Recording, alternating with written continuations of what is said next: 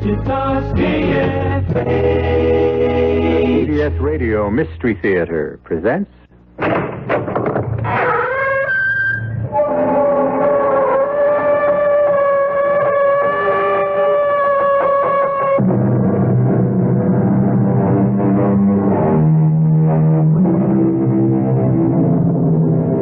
Come in. Welcome. I'm E.G. Marshall. Mark Twain once said that everybody talks about the weather, but no one does anything about it. An ever-increasing army of people feel that way about pollution, but happily are doing something about it. Trying, anyway. But trying, mark you, against great odds.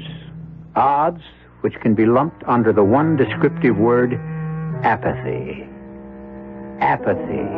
Perhaps the most destructive negative force mankind has ever known. A force which could easily have led to the strange tale I bring you now. Nils, I order you. Put Magda out of the house instantly. She's my wife, Mr. Manderson. You can't ask me to... You fool! She's caught the Red Death. Brought it into my house, my sanctuary. Look at her. Beads of sweat on her face. Blood red sweat. She's caught the plague. Plague or not, I am not putting her out to die. Then I am. And one move from you to stop me and you'll go out with her. I mean what I say, Nils. Every word of it.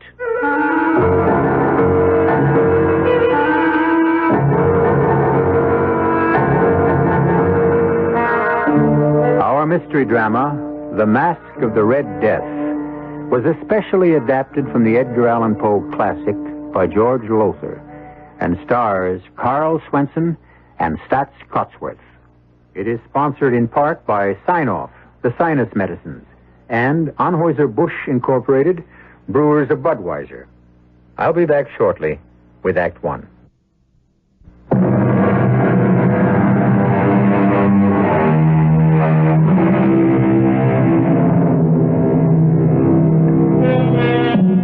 The Masque of the Red Death. The word mask, you should know, is spelled M-A-S-Q-U-E and means masquerade. And to begin this particular masquerade, I'm going to ask you to join me in a huge house, a mansion, on top of Lookout Mountain. We're in a vast living room, one wall of which is made of plate glass, through which, in whatever direction the house turns, yes, you can turn the house by pressing buttons, can be seen miles on miles of country far below. There are others in the living room with us, including the multimillionaire owner of this luxurious estate. That tall, expensively dressed, gray-haired man over there, Milo Manderson. So just shut up, Jack. Once and for all, shut up. Milo, all I'm saying... And I'm sick of hearing you say it. Flossie's sick of it. Doreen's sick of it. We're all sick of it. So shut up. Okay. Well, just let me point out one more thing. Please. Can't you see how upset you're making my father? You're talking as if he were doing something perfectly awful, when all he's doing is saving us from the Red Death. You ought to have a little more gratitude, Jack. Don't you understand? Any of you understand? Look out that window into the valley where the village is. The farmlands, dead animals in the fields, cows, horses, pigs, chickens, everything. Doreen, shut him up. Shut him up or I won't care if he is your husband, which is the only reason I brought him along. I'll throw him out. Well, make up your mind, Milo. You didn't bring me here. You forced me here. For Doreen's sake, not yours. You penniless hayseed, you farmer. Huh, would you believe it? 1996. Here we are in the year 1996, and he's still farming like it was 20 years or 30 years ago. Not 20 years ago, Milo. Not 30, 100. I'm trying to bring the land back to what it was, trying to replenish the earth, to restore what fools like you took out of it with every pollutant you can think of. I'm trying to say... Now I've had it. I'm warning you for the last time. Doreen, talk to this fathead you married. Talk some sense into him. Milo, give Flossie a little drinky. A little martini. I could do with one myself. Now, you talk to him, Doreen. Jack, My father's right. With you, he's always right. Now, listen to me, honey. There's a plague out there, and it's spreading. It's spreading all over the country, and people are dying by the thousands, and all Father's trying to do is save us from it. I tell you, he can't. He can. Father has never failed, never, at anything he made up his mind to do. He spent weeks stocking this place with food and water, everything we'll need to stick things out until the plague's over. All those people dying out there, and we Well, why shouldn't we? They'd do the same if they could. Who wants to find himself sweating blood all of a sudden and dying in hours? Not me. I'm sorry for them, Jack. I really am. But that's no reason for me or you to go out there and die with them. There's such a thing as conscience, Doreen. Oh, Jack, you're impossible. What's that noise? Father? The helicopter. Here. Let me turn the house. You'll be able to see it coming in from the east. There she comes. What's the helicopter, Milo? Bringing in a couple I hired to do the cooking and housework. The Ostroms, Nils and his wife, Magda. I hired them through a New York agency and had my pilot fly them out. What about the plague? Father, they could be bringing it with them. I had them checked out, complete physical, and every precaution taken to keep them from any contact with people till they got to the chopper. Nothing to worry about. Oh, look at that gorgeous hunk of man getting out of the copter. That's Nils. Ooh, 6'4" if he's an inch. Long blonde hair. Oh, wow. You keep your eyes on me, baby. I'm the guy you're going to marry, remember, not him. How could I forget? You're the guy with all the money. Yeah. Okay, here they come. As soon as they get in the house, we lock the place up solid, and I mean solid. Nobody gets in or out till this plague is over. You're Nils Ostrom, that right? Yes, Mr. Manderson. And this is Magda, your wife. Yes, sir. I should tell you she cannot hear or speak. She is a deaf mute. A deaf mute? Well, how in Hades are we going to talk to her then? Give orders? She can read your lips. Excuse me, sir? Yeah, what? The pilot of the helicopter, he asked me to ask you, will you let him stay? No way. He is standing out there, sir, waiting for one sign or another from you. To motion him to come inside or wave him away. But he's going to get waved away. Wait a minute, Milo. What now, farmer boy? I'm going with him. Now, Jack, we've been through all this before. I'm sorry, Doreen. I love you. You know that. But I just can't save my own skin while others are dying. Not if I can do something to help. Milo, you forced me to come here. And I'm forcing you to stay. Father! Well, that'd defeat your own purpose, wouldn't it? To shoot me, Milo? Oh, no intention of killing you, Jack. Just a bullet through the leg to stop you, and I'll do it. I'm going to protect you from the plague whether you want it or not. Not for your sake, but for Doreen's. She loves you.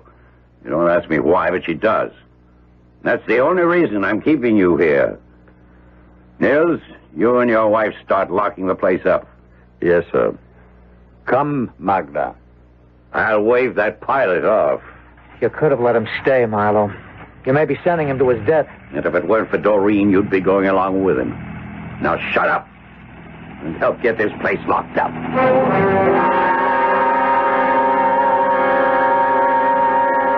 Oh, here you are, Jack. Yeah. Milo sent me to find you.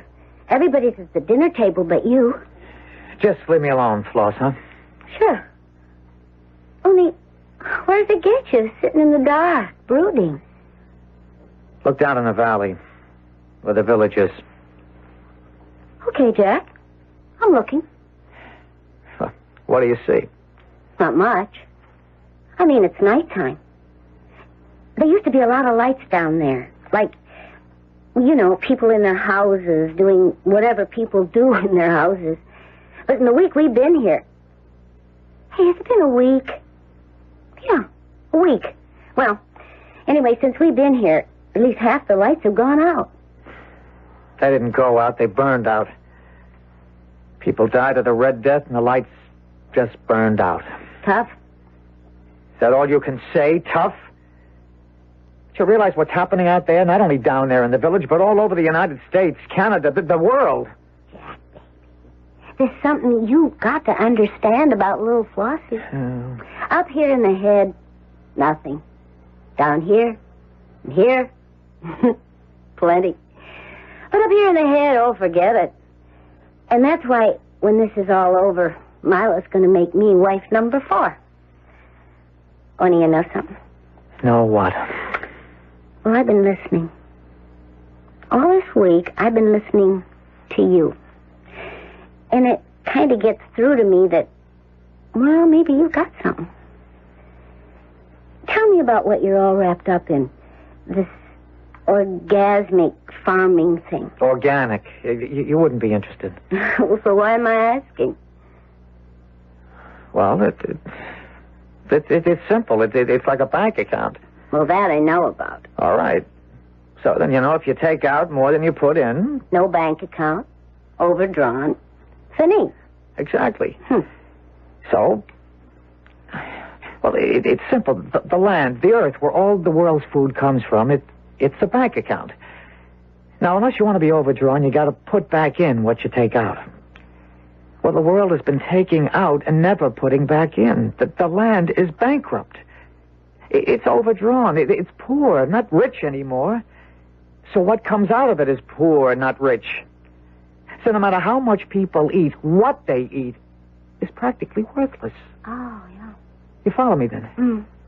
Like a tiger. If what we eat is worthless, well, then we get sick. We get sick. The air gets sick. The waters get sick. And then we get what we've got now, the plague or the Red Death. Oh. So him, Milo, what he's doing, trying to save us from the Red Death, well, what good is it? I mean, if the plague stops like he says it will. It will, but there'll be others, worse. They're God's way of saying, man, you're overdrawn. Lost. Uh-oh. Lost. Milo's looking for me. I'm supposed to find you and... right here, lover, right here. Now, what is this? You and the farmer boy in the dark. Talking, doll, just talking. I sent you to look for him, get him to the dinner table, and you sit here in the dark just talking. Well, I gotta talk to somebody, and you're never in the mood. Not for that. Well, what's so interesting in him? Well, he was telling me about organic farming and how it could save the earth from going bankrupt. No, not that again. Come on, dinner's getting cold. You heard me, Jack. I'll stay here, Milo. Oh, come on, Jack. You ought to eat. Keep up your strength. On that food? It's practically worthless. Well, just to keep me company, then. We can talk some more, and I like talking to you. Yeah, that's about all Farmer Boy can do, talk. Anybody can talk. I act. You just remember one thing, Flossie girl. I'm the one that's saving you from the Red Death. Yeah. Only answer me a question, Milo. Sure. Saving me. For what?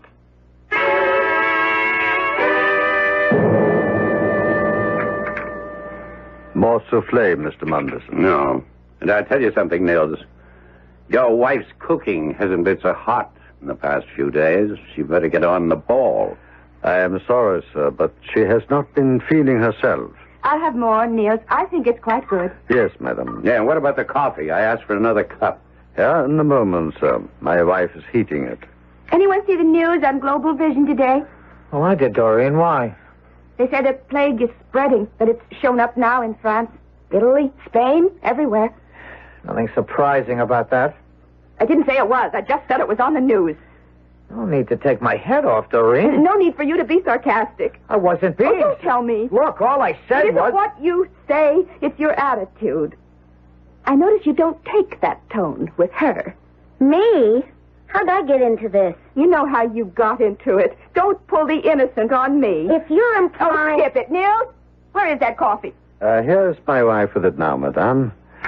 Magna, let me help you with the tray. I don't intend to skip anything. If you're implying that I've been up to anything... Look, you little... Now stop it, the two of you.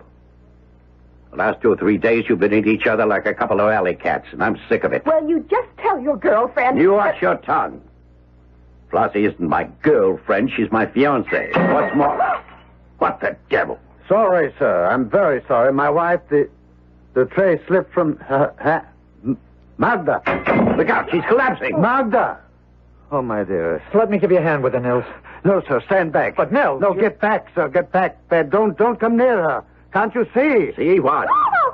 Her face. She's sweating blood.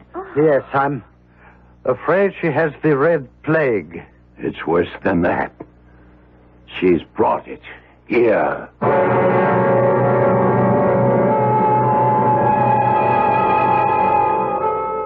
So, in spite of all precautions, the Red Death invades Milo Manderson's sanctuary, his barricaded retreat atop Lookout Mountain.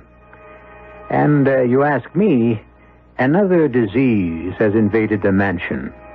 Jealousy. Doreen's and Milo's resentment of what appears to be a developing friendship between Floss and Jack. I'll be back shortly.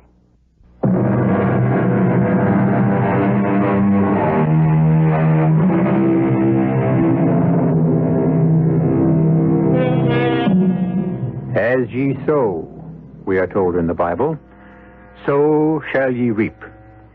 It would appear that multimillionaire Milo Manderson is on the threshold of doing some reaping. He thought himself and his few chosen companions safe from the plague of the Red Death, secure in his isolated retreat atop Lookout Mountain, the world and the spreading death in it barred from his door. Not so. Magda Ostrom, wife of Nils, the couple Manderson brought to do the menial work of the household, has just collapsed. Get her out. What? Get her out. Out of this room, out of this house. Oh, now cool it, Milo. The woman's dying. And we're not dying with her. Ah! Father! Don't start breaking The things. money I spent to protect us, the precautions I took, weeks of thought and preparation. To doctors. How many doctors did I send them to examine them and check them out, make sure that they were free with the fight? Oh, Father, get hold of yourself. Now she comes down with it in my own house. This sanctuary, I nearly killed myself to make ready so we'd all be safe. Get her out of here. You can't ask me. Get her out. I will not. No, Mr. Manderson, I will not.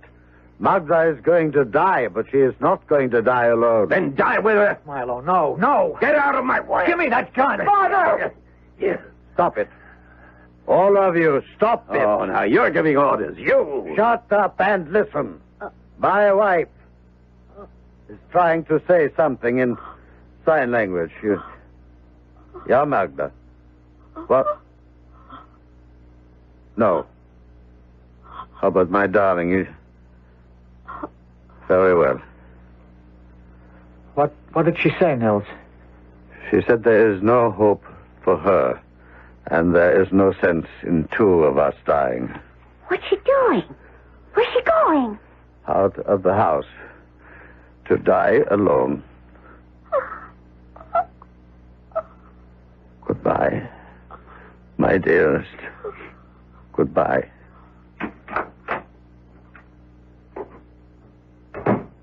I'll see you dead for this, Manderson. Mr. Manderson. And I'm not scared by threats. No threat, Mr. Manderson. A promise. Business has been brought to a virtual standstill throughout the world. Here in the United States, countless thousands who tried and are still trying to leave the congestion of the cities for what is considered the relative safety of rural areas Shut that thing are off. blocked by military and local I said police. shut There that are thing riots off. in the... Yes, oh, look. His face. The Red Death. He's got it. His face. Red. Gentlemen, All right, I'll shut it off. The sight of death becoming too much for you, Mr. Manderson? Shut up. I'm sorry, sir. I thought perhaps the sight of my wife's body lying out in the patio where she collapsed and died. Nils, you'll go too far, I warned you.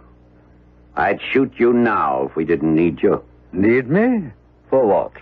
Are you also incompetent, so helpless you can't do for yourselves? The ladies can cook. Me?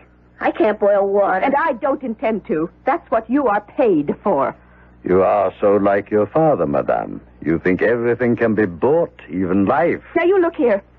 Since your wife died 2 days ago, you've been acting like... Well, like anything but the servant, you are. Now, you just cut it out. You just remember your place. Remember who and what you are. Do you understand me, Nils? Totally, madame. Is there anything madame wishes before I go to make up the beds? Not at the moment, but when there is, I'll let you know. Thank you, madame. Now, that's the way to handle a servant. Nice going, Doreen. I'm proud to call you daughter. Well, I'm not proud to call her wife. The man isn't himself. He's broken with grief. He loved his wife. He saw her go to her death alone. He watched through this window as she collapsed out there on the patio and died before his eyes. And you treat him as if he were nothing, the way you treat me, treat Floss. I thought you'd become Flossie's champion, and now I know. All I'm saying is you It's can't... too much, as usual. You've got a big mouth and a head stuffed with hay. The trouble is here, we're bored. That's the one thing I didn't think of, that we'd get bored. We've been cooped up here for nearly 2 weeks now. 9 days. Will you please shut up? Well, 9 days isn't 2 weeks, is all I'm saying. I can take care of that. How, Father? Well, I don't know yet. I'll think of something. Meantime, how about some bridge? Not me. Sorry, Get Marlo. a bridge. Well, then how about... blazes with it. I'm going up to the solarium to get some sun. I'll go with you, Father. Jack? No, I'll stay here. With Flossie, of course. Yeah, we'll have the orgy I've been planning for weeks. I wouldn't be surprised. Join me in an orgy, Floss? But you know something? What? I have joined you. What do you mean? Well, me, I'm no great brain, but... Well, I'd have to be a dope not to... Well, anyhow, begin to realize that you're right. Milo and Doreen, well, they're wrong. Oh? If you mean it, what you keep saying all the time, that is. You mean... Well, like the world's gone to hell. It's become a cesspool, you called it. Yeah, cesspool of corruption. But it can be cured, brought back to what it was once. Pure and clean and beautiful and healthy. You mean it when you say you want to get out of here and go out there into the world, right into the middle of the plague, whether it kills you or not, so that you can do all you can to help people build a brand new world? Yeah, I mean all that. But I can't get out. Milo's got the keys to every door. The windows are unbreakable. I could get the keys. Easy. You do that? You're with me, not him? I never was with him. It was a deal, kinda, you know. Yeah. So what do you say? Well? That means leaving Doreen. You still got a thing for her, huh? I never lost it. Oh. Well, you got decisions to make. Leave Doreen and do what you believe is right. Or don't leave Doreen and don't do it. A decision I don't think you need make, Mr. Reynolds. Not yet. Nils. I apologize. I overheard something of what you've been saying. Whatever your decision, it would be foolish for you to go out into the world right now, sir. You think so, Nils? I know it, sir. The plague is reaching its height. In a few days, it will begin to break and then recede. But right now, and for the next few days, it will be at its most dangerous point. But Believe me, sir, leave here now and your death will be assured. And you are among a handful the world cannot afford to lose. Not at this time. Nils, you're something else. You know that? Sometimes you talk like you know all there is to know. It'll be fun, Doreen. A barrel of fun. Costumes. What about costumes? That's all taken care of. Hey, now, Floss, Jack, yeah, you, Nils. I got a great idea. You say you're bored. You say life in the Milo Manderson hideaway holds no variety for you, no spice at all for you. Well, I tell you what I'm going to do. I'm going to give you a party. A party? Not just a party, Jack, the boy. A masquerade party. Are you crazy? What do you mean crazy? Party? A masquerade party? When out there the world is dying? Milo, it's obscene. You see, Doreen, I told you. Beat my brains out thinking of something to liven things up, to keep us from going nuts with boredom. Where do I get? Where? You don't go along with this, Doreen. You don't. Well, I didn't at first. But then he changed your mind. What if he did? At least he's doing something. All you do is talk. That's all I can do. Locked in here, a prisoner. What more can I do? Something. I don't know, but something. Don't just talk. Do. All right, I'll do. Milo, you take your masquerade party and stuff it. I've decided we're going to have a masquerade party. And that's what we're going to have tonight. And you're going to be in it, you and Flossie. Floss, you go along with this? No. Now, look, you little... Tramp? Is that what you're going to say, Milo? Don't put words in my mouth. Don't you put thoughts in my head. Thoughts I wouldn't rather think. Look through that window. There's death out there. All around out there. A masquerade party. How could you think of it? How awful could you be to even think of it? We are going to have a masquerade party. And we're going to have it tonight. If it's the last thing I do.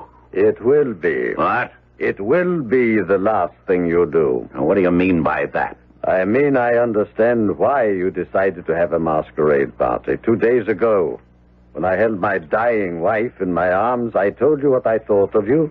And no servant, no lackey, ever told Milo Manderson the truth since the day Milo Manderson realized he had made his first million. Before that day, you, Milo Manderson, you, still retained some shreds of humanity. But on that day, and ever since, oh, God, I call on you. What has this mortal become? He's crazy. Look at him. Arms outspread. Looking up at the ceiling, calling on God like he knew him. He's out of his head. Hear me now, Milo. Miss... Milo! Hear me. It's revenge you're after. I told you the truth. The truth of not what you are, but what you have become. God made you beautiful. You have made yourself ugly. You must learn you are wrong. And in learning, come back to God. Come back to truth. You want revenge on me? You shall have it. And you shall learn the emptiness and the hollowness of it. Revenge is mine, says the Lord, not yours. Mine. And this, Milo Manderson, you are about to learn. And may God, in his infinite mercy, help you bear the agony of the learning.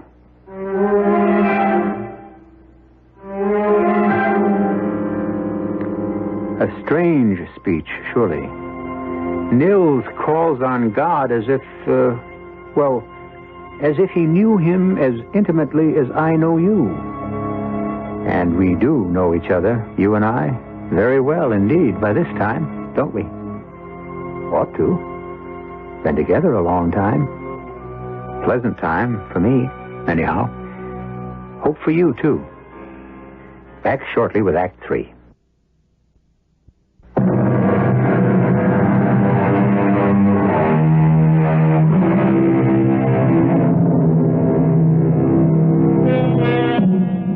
Death, in the form of a plague, known as the Red Death, lays waste the world, while in an isolated mansion atop Lookout Mountain, multi-millionaire Milo Manderson, seeking refuge, barricades himself and his companions from it. Now, vengeful or callous or both, he proposes to hold a masquerade party to relieve the boredom of their voluntary imprisonment. We rejoin the small, beleaguered group in the vast living room of the mansion as... He's gone crazy. You have, Nils. You know that. You've gone crazy. No, not I, you. A long time ago. You don't see me acting like I was God. Don't I? I think Nils is right. In a way, Milo, you've come to think you're more than God, really. Well, now you are going too far, Jack. No. Wait a minute, Doreen. Wait just 1 minute. Let this hayseed husband of yours go on. So, God sent the Red Plague to wipe us all out. That is, eh? Maybe he didn't. Maybe he didn't have to. From where I sit, you created it yourselves. You're as crazy as Nils. Wait and see, Milo. Just wait and see. Yeah. And while I'm waiting, we'll have our party. Yes, there's a big closet in the game room, and it's loaded with costumes. From the bash we had up here a couple of years ago, Doreen, you remember? Yes. So you can all get your costumes from there. Nils, you break out the Port Rocher. I've been saving that champagne for a special occasion. And if you ask me, this is going to be a real special occasion. It will indeed be that, Mr. Manderson. The most special occasion of your life.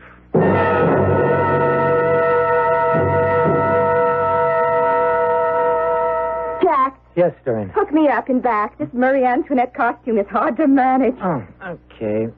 You look handsome. That black and white domino. What kind of mask? Black or white? Black. Oh, romantic as well as handsome. And sulky. Sullen. Worried is the word, Doreen. Very, very worried. Oh, now don't tell me that little act Nils put on, that performance of stretching his arms wide and crying out to God. Don't tell me it got to you. The way it got to you? To me, I thought it as laughably ridiculous as my father did. Your father He's only trying to save us from the Red Death, Jack. And it's about time you gave him some credit for it instead of insulting him every chance you get. I'm not insulting him. I'm trying to wake him up. I don't know why it is, no matter how I try to keep things pleasant between us, you always manage to start your eternal harping on pollution. I'm sorry, Doreen. Oh, you're always sorry. But that doesn't help. You ruin everything, just as you're trying to ruin my fun. Fun? How can you talk about fun? Because I need fun. That's why, because my father's right. We're going house crazy with boredom, and I don't see how a few hours of fun will change anything in that world you worry so much about, one way or the other. The music is starting. Oh, let's go down. Jack, please, for once, let's enjoy ourselves.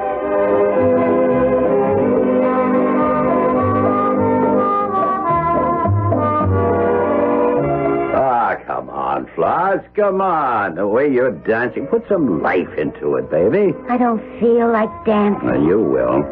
All he needs a couple more glasses of champagne. Soon take care of that. Now, say one thing for Nils. He may be batty as a bedbug, but he's a good servant. This Port Roger is perfectly chilled. Okay, honey. Another glass for you, and another for me.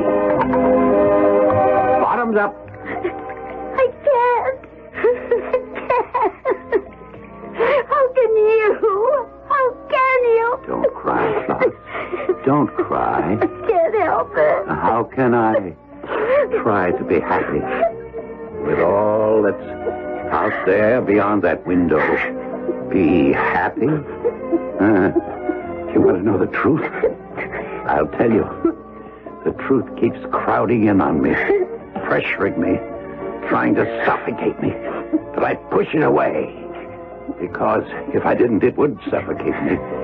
Flossie, the truth is, way deep inside me somewhere, I'm scared. Scared? You? Doreen. Jack. Well, welcome to the party. Oh, look at you, sweetheart. Dolled up like Marie Antoinette. Careful you don't lose your head tonight. And Jack, hey, you look terrific in that black and white. What's it called? Domino. Yeah, that's it. That's what it looks like. No, and say, you want to see something really terrific? Take a gander at Flossie, a fairy queen.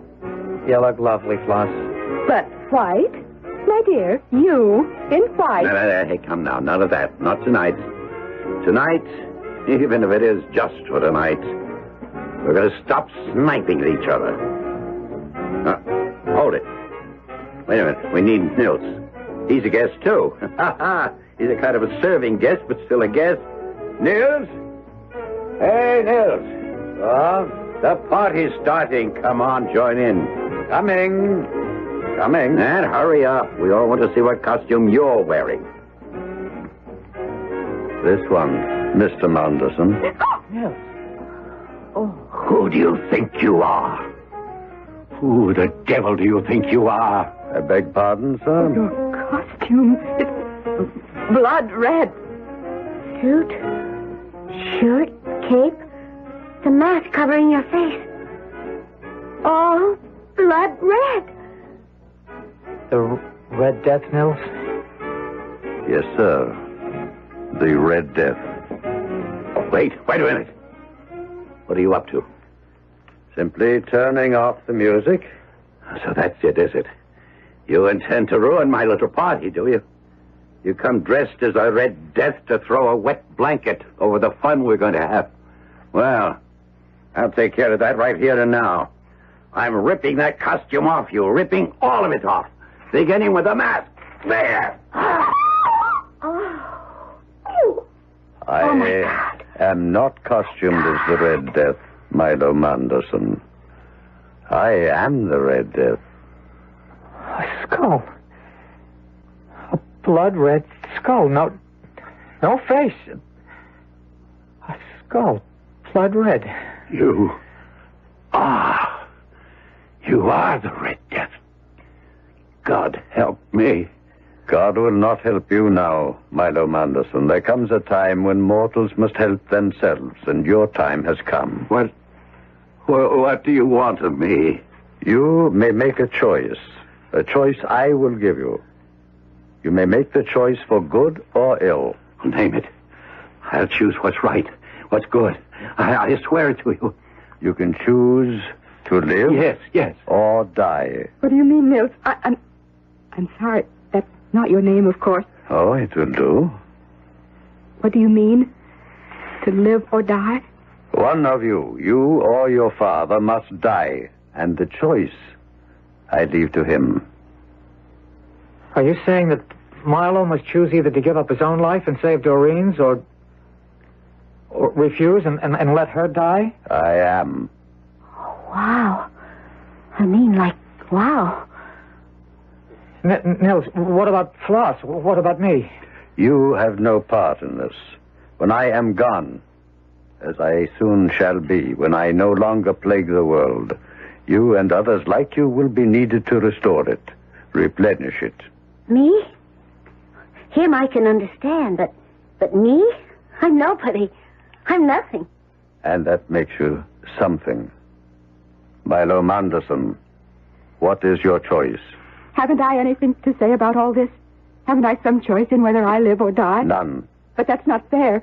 If my father chooses to let me die to save himself... But he hasn't. Not yet. Choose, Milo Manderson. Choose. Father. I can't die. I can't face death. It's too horrible. The thought is too horrible. Horrible. Your daughter dies then. Yes.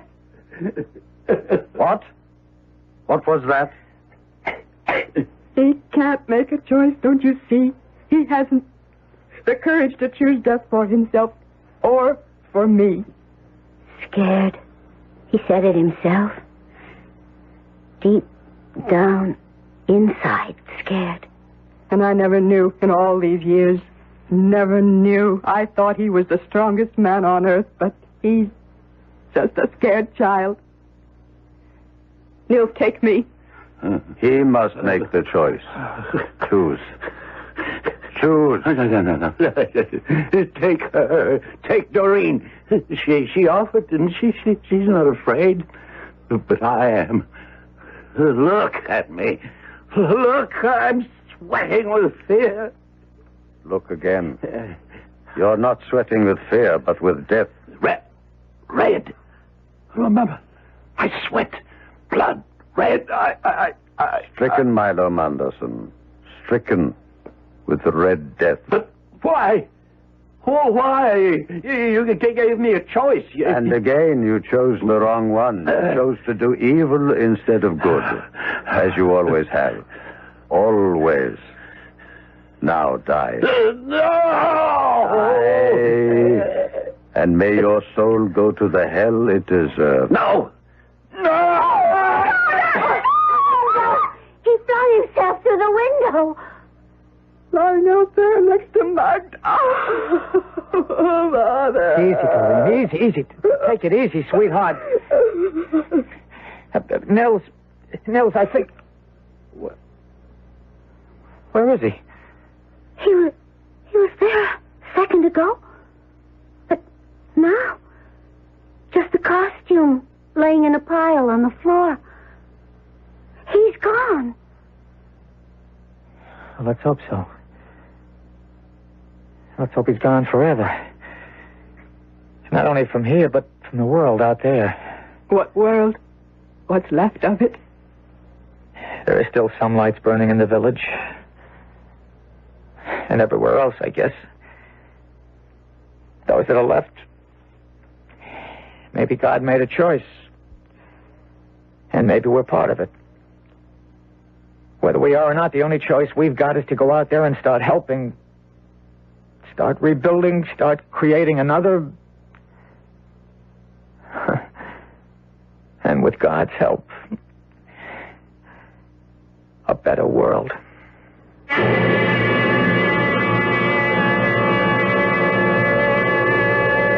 So ended the mask, the masquerade, if you will, of the Red Death. The year 1996 isn't too far off as years go. And as we know, there are men and women in the world today with the foresight to see what lies ahead if the pollution of our air and our water and the very earth itself isn't brought to an end. I'll be back shortly.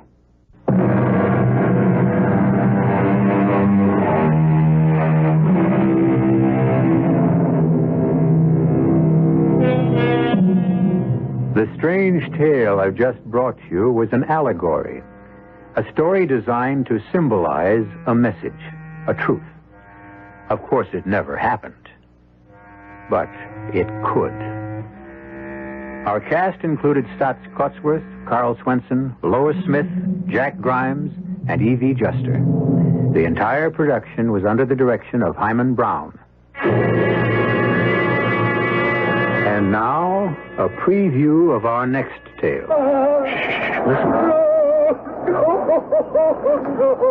What's that? What's he saying? He's crying as if his heart would break. This is terrible. Poor Wyatt. He's in agony out there. Yes, I can hear him. Poor man. Will, what is he crying over? It can't be the painting, even if it had been damaged when those sailors bumped the box. Elvira, it can't be that. It isn't. Isn't? I told you, I've had this feeling all along. This sense of something. You know. And now I'm sure. It isn't a painting that's in that box, Will. It's a corpse. A corpse? And the question that I've been asking myself all along is, whose? Radio Mystery Theater was sponsored in part by Buick Motor Division. This is E.G. Marshall inviting you to return to our Mystery Theater for another adventure in the macabre. Until next time, pleasant dreams.